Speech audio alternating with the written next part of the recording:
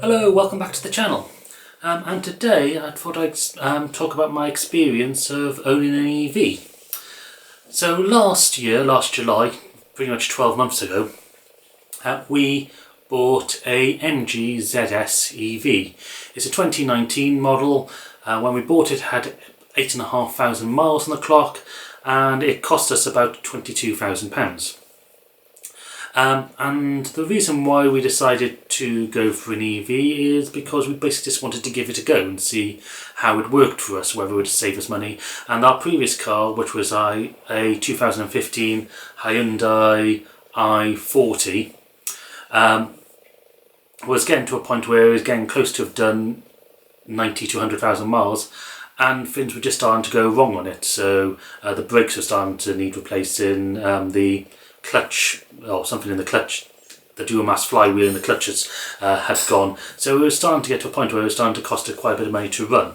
And it was getting, at the time as well in the UK, it was when petrol and diesel prices were starting to skyrocket. So at the time, in July 2022, diesel prices had topped over £2 per litre.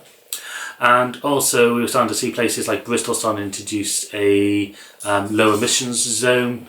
So we were starting to just think about the future and just seeing if an EV would actually work for us and what it would be like to own. So this is what this video is about really. What has it been like to own over the past year? What's been the positives? What's been the pitfalls? Has it actually saved us money? What are some of the myths that go around it? So if you... I think I was watching a Fully Charged podcast the other day, and they were talking to somebody, and he had looked in the Daily Mail, which is a British newspaper. It's not got the best reputation for being the most accurate, but they said in a space of some 5 days they had 5 anti-EV articles in there. So wherever you look online, there is going to be the people who are very pro-EV, and there's going to be people who are very negative EV. There are some legitimate concerns about owning an EV and whether it's suitable for you, but we decided to actually try that. So there is things about how far they go. So the car that we've got has a 44 kilowatt hour battery. We've been getting 3.9 to 4 kilowatts miles per kilowatt hour out of our car over the course of the whole year. That's averaged over the year, which means that we get a real world range of up to 160 miles. In the winter we did see that drop quite significantly down to about 120 miles. This car hasn't got a heat pump in it. It's a big block, it's SUV, so it's not the most aerodynamic. And in the winter miles when it's cold, you've had the heating on, the air pressure is generally a bit higher, it's dark when we're driving, so you need lights on. It was averaging much lower miles per kilowatt hour, normally down to about 3.5, sometimes even lower than that. And then in the summer we end up getting about 4.3 miles per kilowatt hour, so we get a huge shift depending on the time of year. And that then leads into some of the other anxieties about owning an EV, which is how easy it is to charge on the public network. So we've done some longish journeys in it. We have travelled up to Yorkshire. We live in Swansea, so it's about a 240 mile drive, I think, and I documented that in a previous video. And the number of times we had to charge, we had to stop in at least 3 charging places. Admittedly we started in Cardiff, not Swansea, and we'd driven overnight driven down the day before to Cardiff, and we didn't charge at my parents' house, so we had to go and use a public charger then. But we talked about the experience of that, about finding chargers that didn't work, finding chargers that were full or had people already charging, so having to wait. It wasn't too bad because we planned our journey so we could stop for breaks and lunch in those times, but it's just something that you have to bear in mind while owning a fairly low range EV. Of course, since then a lot more cars have come onto the market, and you can get much larger range EVs now. So if we went for something like a Tesla Model 3 long range, which has a reported mileage of about 300 miles per charge, we would have been absolutely fine for those journeys. So part of it is trying to select an EV for your needs. Of course, one of the also issues of that is the cost. We were lucky that we had some savings, interest rates were low, inflation was high, so we thought we'd be better off trying to spend those rather than just save them. And we needed a new car, and we were also thinking that EVs don't depreciate as much, or they do depreciate, but the extra cost you pay for an EV over petrol, we could be able to recoup, and we were in a financial position to do that. So that's one way to look at it, but of course you need the cash in hand to be able to do that in the first place. So that's sort of our observations about driving it. As far as driving it, it's just like driving a normal automatic car. My partner does find it a lot easier to drive than the Hyundai because she doesn't have to worry about changing gears, and it's a much more relaxing car to drive. Again, just thinking about what we have found is, as far as our driving style is concerned, we spend a lot more time doing 60 miles an hour on a motorway because that's when the car's most efficient. If we tip it up over that, the range plummets and the efficiency drops off. So that's something else to bear in mind. So our mileage, we usually average about 1,000 miles per month, or 12,000 miles per year, and that is what we've done. The car has just ticked over 21,500 miles, and we are just coming to the end of July, so that's pretty standard, and that's what we were doing in the Hyundai. In the Hyundai we were getting about 50 miles per gallon, so at the £2 per litre cost of diesel, that would have cost us about £2,400 a year. With the price is now at about £1.38, I think diesel is in Swansea. That would be about £1,400 a year, maybe a bit more, maybe £1,600 a year.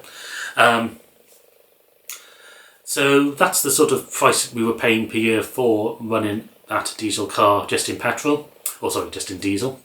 For the EV, we've been lucky enough to be able to charge a lot for free, although that's getting more and more difficult because when we started having the car, I could park in the B&Q and there was a free charge point there. There was a Tesco's with 4 free charge points, so the B&Q had 2 free charge points. The Tesco's have now started charging, so charging for free has become more difficult, but we have been still able to charge mostly for free. The only times when we've had to really pay for our charge is when we've been on journeys where we've had to go to a destination and then charge before coming back, or charge on the way back in services. So we've been mainly using GridServe chargers and the 50 kilowatt ones in the services, which have been charged about 65p per kilowatt hour. We've also used some Pod Points, some Osprey ones. So I've gone back through our bank statements and just looked at when we've paid money to these for these charges. So over that year, I estimate we've probably paid about £400 in electricity for our mileage. So it's been a significant saving. It's been well over £1,000. But I say that's because we've been lucky to free charge. One thing we haven't been able to do is charge at home, and again I've been documenting this on my YouTube channel, trying to get Swansea Council to allow charging for those who don't have driveways. We don't have a driveway, though there are systems like Kerbo, ChargeOn that allow this, but trying to get the council to engage is almost impossible. Though I'm not going to give up, I'm still trying with that. One good piece of news is that Kerbo is now starting to work with Newport City Council, or Newport Council. So that's always a good thing that another Welsh council is starting to use that sort of technology. So if that was the case, then we would be able to use power from our solar. So in the summer we get a lot of excess solar, so we'd be able to charge the car absolutely fine from that.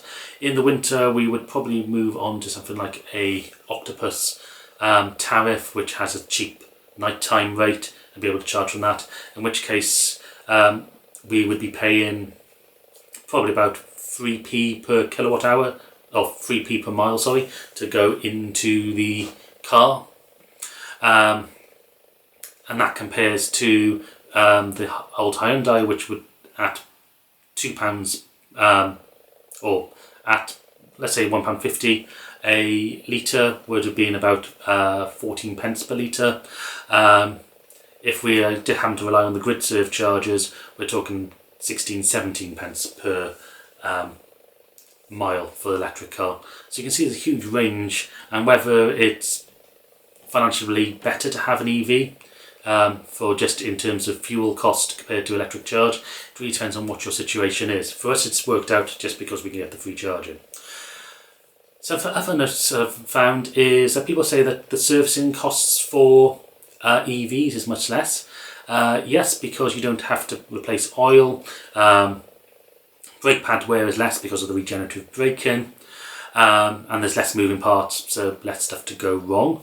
But what I have found is if you just go for an annual service in MOT, the price is fairly comparable, because even though you don't have to replace the oil and do those sort of things, what you do have to do is do a diagnostics check. So the price we paid for our MOT and service was pretty much the same that we paid for a full MOT and service on the Hyundai.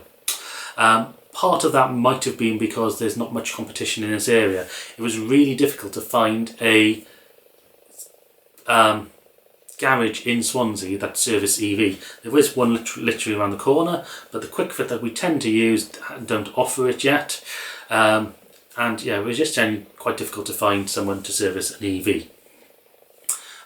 In terms of car tax, or not car tax, vehicle excise duty tax, so the levy on how polluting the car is. That my Hyundai was from 2015, which meant it was registered before the government change on the tax on diesels, so we were only paying £20 a year for the tax on that car. With the EV, it's zero emission, therefore zero tax at the moment. The government is planning to bring in tax on EVs in the next couple of years, so we'll have to see what that actually starts costing then. So there's a small saving there. As far as insurance goes, EVs, this car was a bit cheaper to insure for us.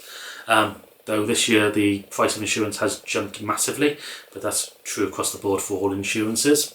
Part of the reason why it might have been cheaper for that EV is, again, just because it's an MG, it's cheap to replace parts on.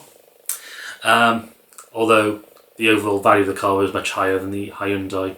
So I'd probably suggest that the price difference between insuring the diesel car and the electric is not a huge amount per year. Maybe, I think for us it's about £30 or £40 cheaper.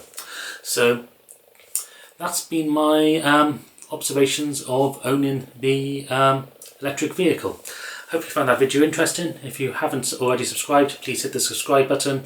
I have now pretty much hit the number of hours needed to monetize, and now just need to get my subscribership up. Anyway, thank you for watching, and I'll see you again very soon.